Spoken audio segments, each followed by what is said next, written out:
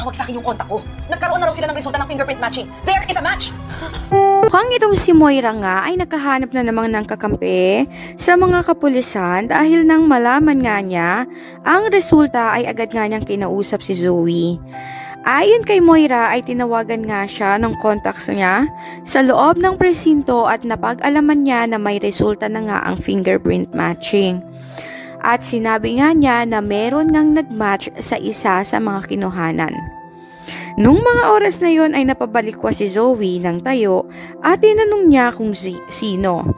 At ayon nga kay Moira ay kailangan na nilang maghanda dahil kung sakasakali man na si Zoe o si Moira nga ang siyang nakuhana ng fingerprint matching ay siguradong makukulong sila.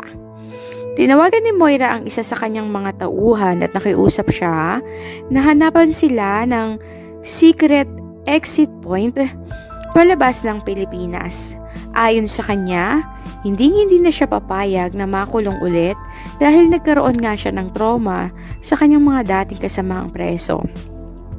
At mas lalong hindi naman niya kakayanin kung makikita niyan ang kanyang anak na si Zoe ay makakasama niya sa loob ng kulungan. Subalit bago pa man sila makalabas ng kondo, ay isang warrant of arrest na nga ang dinala sa kanila at ibinibigay nga kay Zoe at kay Moira.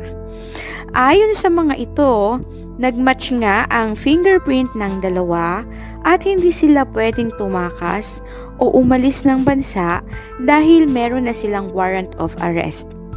Ayon kay Moira ay tatawag muna siya ng abogado upang puntahan sila sa presinto at ginawa niya naman iyon.